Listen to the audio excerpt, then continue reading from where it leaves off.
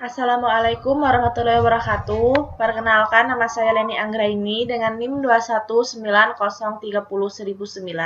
Saya dari kelas C1. Di sini saya akan mempresentasikan buku kerja kewirausahaan 2 saya yang berjudul Bergerak dari sebuah ide menjadi sebuah usaha.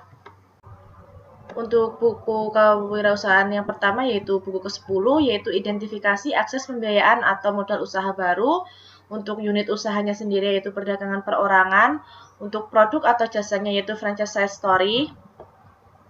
Di sini terdapat beberapa elemen. Untuk elemen yang pertama yaitu identifikasi pentingnya pembiayaan atau modal, kriteria unjuk kerjanya sendiri yaitu yang pertama alasan kebutuhan modal usaha baru diidentifikasi dapat mencakupi yaitu penanaman modal.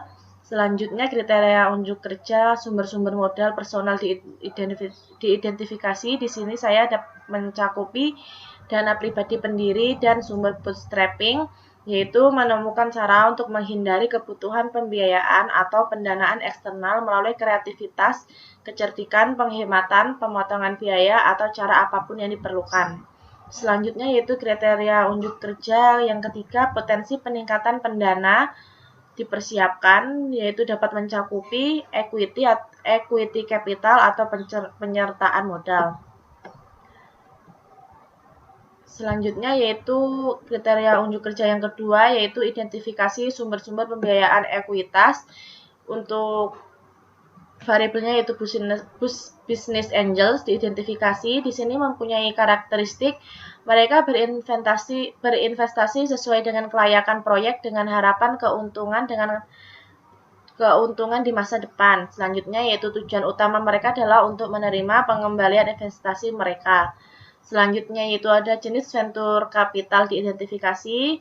Saya di sini mencakupi berdasarkan kepemilikan, yaitu terdapat private venture capital company, public venture capital company, dan bank affiliate venture company.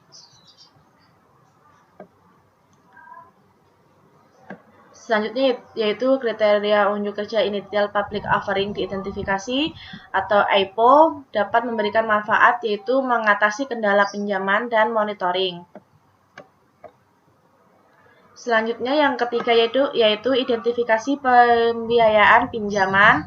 Untuk yang pertama yaitu terdapat bank komersial diidentifikasi mempunyai karakteristik yaitu bank tertarik pada perusahaan yang memiliki arus kas yang kuat, leverage rendah, keuangan yang diaudit, dan manajemen yang baik serta neraca yang sehat. Selanjutnya yang kedua yaitu SBL Guaranteed Loan diidentifikasi memiliki beberapa karakteristik yaitu program SBL yang paling terkenal tersedia untuk usaha kecil yaitu KUR, dan yang kedua yaitu hampir semua usaha kecil memenuhi syarat untuk mengajukan pinjaman tanpa jaminan SBA. Selanjutnya ada beberapa sumber-sumber pinjaman lain. Di sini dapat mencakupi teman dan keluarga, serta yang kedua yaitu jaringan langganan peer-to-peer. Selanjutnya yaitu kriteria unjuk kerja yang keempat, ada identifikasi sumber-sumber kreatif, pembiayaan, dan modal. Yang pertama itu ada leasing atau sewa. Di sini memiliki karakteristik yang pertama yaitu sewa merupakan perjanjian tertulis di mana pemilik properti mengizinkan seorang individu atau bisnis untuk menggunakan properti tersebut selama jangka waktu tertentu dengan imbalan pembayaran. Selanjutnya yaitu leasing hampir selalu lebih mahal daripada membayar uang tunai untuk barang. Jadi kebanyakan pengusaha menganggap leasing sebagai alternatif untuk ekuitas atau pembiayaan hutang. Dan yang terakhir yaitu ada SBIR, yaitu Small Business Innovation Research and STTR atau Small Business Technology Transfer Grant Program diidentifikasi. Di sini SBIR dan STTR memiliki karakteristik.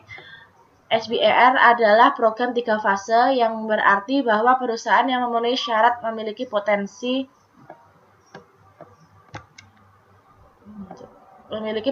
untuk menerima lebih dari satu hibah untuk mendanai proposal tertentu. Itu buku kerja yang ke-10. Selanjutnya yaitu buku kerja yang ke-11.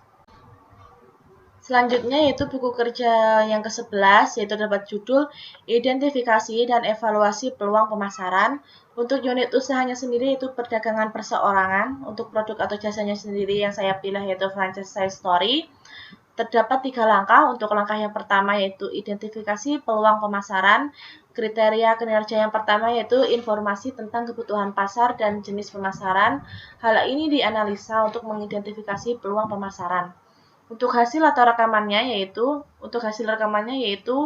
dapat mencakupi kinerja pesaing, kebutuhan pelanggan, tren dan perkembangan pasar, pasar baru dan berkembang, selanjutnya profitabilitas, dan yang terakhir yaitu angka penjualan. Untuk jenis pemasarannya sendiri dapat mencakupi yang pertama pemasaran langsung, kedua pemasaran ide, ketiga pemasaran sektor publik, dan yang keempat yaitu pemasaran layanan. Kriteria kerja selanjutnya yang kedua yaitu potensi pasar baru dan kontribusi pada bisnis. Hal ini diteliti untuk masuk, membentuk, atau mempengaruhi pasar dalam hal kemungkinan kontribusi terhadap bisnis.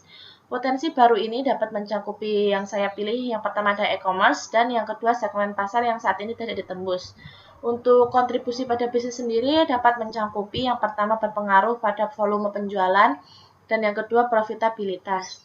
Kriteria kerja yang ketiga yaitu pendekatan kewirausahaan inovatif dan ide-ide kreatif. Hal ini diidentifikasi untuk aplikasi bisnis potensial mereka dan mengembangkan menjadi peluang pemasaran potensial. Hal ini dapat mencakupi yaitu functional approach, ya terdapat beberapa penjualan, pembelian, pengangkutan, penyimpanan, pembelanjaan, penanggungan risiko, standarisasi, pengumpulan informasi pasar. Dan yang kedua yaitu managerial approach, yaitu peningkatan pengelolaan usaha. Dan yang ketiga yaitu terdapat hasil total system approach, yaitu melibatkan seluruh pemangku kepentingan. Selanjutnya yaitu langkah yang kedua ada investigasi peluang pemasaran. Untuk kriteria kinerjanya sendiri yaitu peluang pemasaran. Hal ini diidentifikasi kemungkinan mereka cocok dengan tujuan dan kemampuan organisasi. Peluang pemasaran sendiri ini dapat mencakupi yaitu penetrasi pasar, yaitu menjual lebih banyak kepada pelanggan yang ada, meningkatkan pangsa pasar dalam segmen yang ada, membuat orang membeli jasa pengembangan bisnis setiap memulai usaha. Dan yang kedua yaitu pengembangan produk dijual kepada pelanggan dengan mengubah FAB, yaitu fitur, advantage, and benefit dari produk mengubah model atau menambahkan ukuran baru. Untuk kriteria kinerja yang kedua yaitu hasil evaluasi peluang.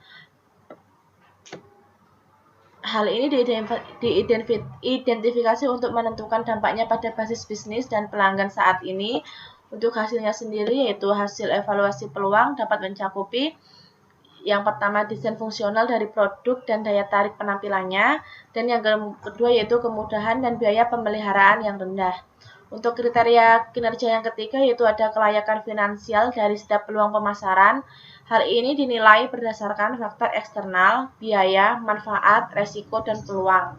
Untuk kelayakan finansial sendiri dapat mencakupi yang pertama faktor eksternal, kode praktek, kebijakan, dan pedoman, peraturan, undang-undang yang relevan, kedua yaitu biaya, dan yang ketiga yaitu resiko. Untuk langkah yang keempat sendiri terdapat kemungkinan strategi pesaing potensial diidentifikasi dari pesaing dengan produk atau jasa yang sama. Untuk strategi pesaing sendiri dapat mencakupi beberapa hal yaitu yang pertama pemotongan harga, kedua kupon, dan yang ketiga yaitu penjualan 2 untuk 1. Selanjutnya kriteria yang kelima terdapat ranking peluang pemasaran dalam hal kelayakan dan kemungkinan kontribusinya bagi bisnis. Ranking peluang pemasaran sendiri dapat mencakupi dua hal yaitu yang pertama top ranking topik dan yang kedua new topic.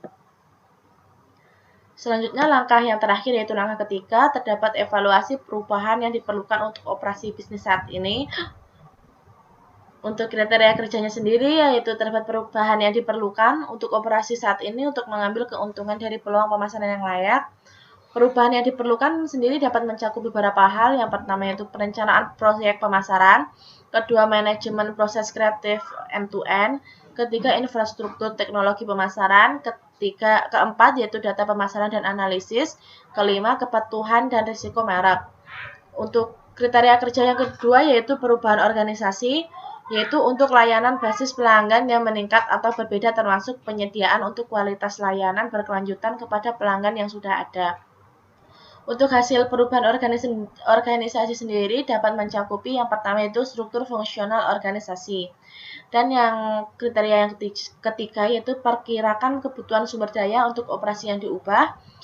Untuk hasilnya sendiri, perkirakan kebutuhan sumber daya ini terdapat dua, yaitu staf tambahan, dan yang kedua yaitu biaya produksi.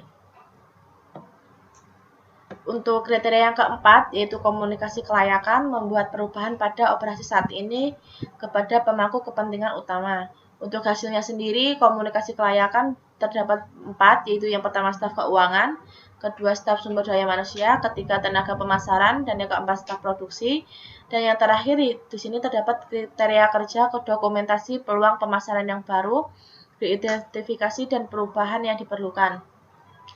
Berdasarkan hasil dari data analisis di atas, dapat disimpulkan bahwa usaha ini memiliki peluang pemasaran yang cukup besar atau cukup terbuka, sehingga harus ada sedikit peningkatan atau perubahan untuk mendapatkan peluang yang lebih baik lagi. Sekian presentasi yang dapat saya sampaikan, kurang lebihnya mohon maaf. Wassalamualaikum warahmatullahi wabarakatuh.